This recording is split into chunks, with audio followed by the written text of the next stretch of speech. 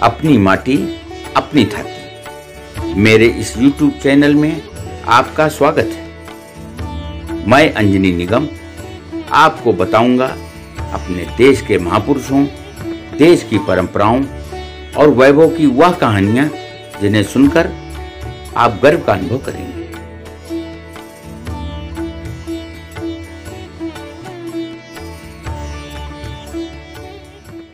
दक्षिण भारत के शैव लोग अरुद्र दर्शन का त्योहार अर्थात जब शिव जी ने अपने भक्तों को नटराज के रूप में दर्शन दिए थे को बड़े जोर शोर और श्रद्धा भक्ति के साथ मनाते हैं।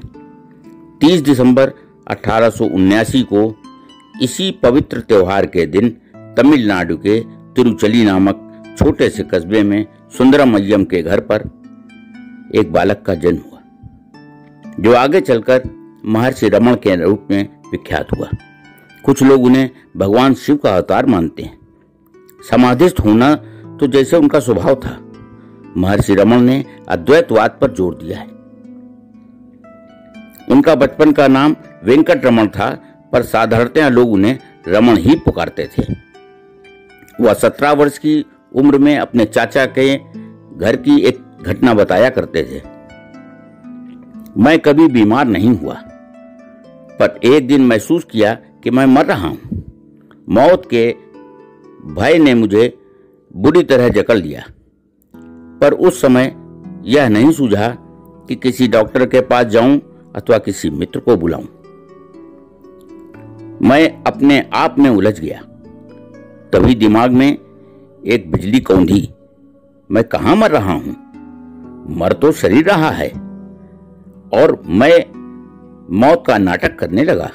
मैं लेट गया और सांस रोककर सब हरकतें बंद कर दी।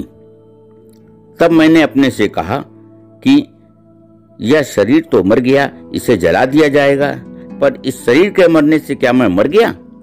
यदि मैं मर गया तो शक्ति कैसे अनुभव करता हूं? मेरा व्यक्तित्व तो इससे अलग है। मैं इस शरीर की आत्मा हूं। शरीर मर जाएगा पर आत्मा नहीं मरेगी। मैं तो कभी नहीं मरूंगा। और इसके साथ ही मौत का भय एकदम खत्म हो गया। वह कहते थे, तब से मैंने शरीर में विशेष दिलचस्पी लेना ही छोड़ दिया। इस घटना के बाद से रमण का जीवन ही बदल गया। बिल्कुल सन्यासी जैसा जीवन हो गया। एक बार सभी किताबें किनारे फेंक कर ध्यान करने बैठ गए। कुछ देर बाद उन्होंने बहाना किया और कहा कि स्पेशल क्लास में जाना है।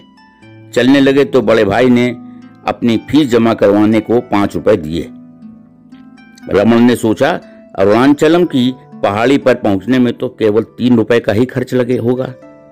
उन्होंने 3 रुपए अपने पास रखकर एक चिट्ठी लिख दी, मैं परमपिता की तलाश में जा रहा हूं। यह एक महान कार्य है। मेरे लिए दुख करने और खोज में पैसा खर्च करने की आवश्यकता नहीं है। तुम्हारी कॉलेज की फीस जमा नहीं करवा रहा हूं, 2 रुपए नत्थी हैं। बस इसके बाद रमण अपने आराध्य भगवान शिव के स्थान अरुणाचलम पर्वत पहुंच गए। वहां पर लगभग 3 वर्ष तक उन्होंने कठोर तपस्या की। लोग उन्हें ब्राह्मण स्वामी कहने लगे। इसी दौरान उनकी माता वहां पहुंची, पर वह चुप रहे और कुछ बोले नहीं। अंततः एक व्यक्ति के कहने पर एक कागज पर लिख दिया, नियंता की आज्ञा और प्रारब्ध कर्मों के अनुसार जो कुछ नहीं होगा वह कभी नहीं होगा, इसलिए अच्छा है जो होता है उसे होने दिया जाए। अरुणाचलम के चारों ओर बहुत ही रूखा वातावरण है। इस चोटी के दक्षिण में नीचे की ओर ही महर्षि का आश्रम है। इसकी भी एक कथा है कि उनकी माता को जब कोई और रास्ता नहीं सूझा तो वह वहीं पर रहकर उनके भक्तों की सेवा करने लगी। उन्हें आभास हो गया कि रमण अद्भुत शक्ति संपन्न दैवीय पुरुष हैं। एक बार तो रमण में साक्षात भगवान ने ही उन्हें दर्शन दिए और वह चिल्ला पड़ी, बेटा इन सांपों को दूर करो, ये तुम्हें काट खाएंगे। अंत में जब उनकी आत्मा माता की मृत्यु हुई तो उनकी समाधि वहीं बना दी गई जहां पर आश्रम है। महर्षि रमण अपने शरीर की बिल्कुल परवाह नहीं करते थे। 1950 में उनकी आंख में फोड़ा निकल आया, जो ऑपरेशन के बाद भी ठीक नहीं हुआ।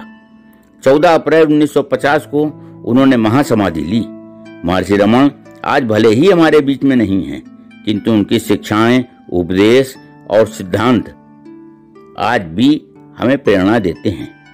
उनका एक संदेश हमें बार बार सावधान करता है। सभी प्राणी एक हैं, सबके कल्याण में ही तुम्हारा भी कल्याण है। आज की कहानी में बस इतना ही। हम जल्द हाजिर होंगे एक नई गौरवशाली गाथा के साथ। जुड़े रहिए हमारे चैनल अपनी माटी अपनी छाती के साथ। और हाँ, यदि आपने हमारे चैनल को अभी तक सब्सक्राइब नहीं किया है तो जरूर कर दें, ताकि आपको मिलती रहे नित नई जानकारी। नमस्कार।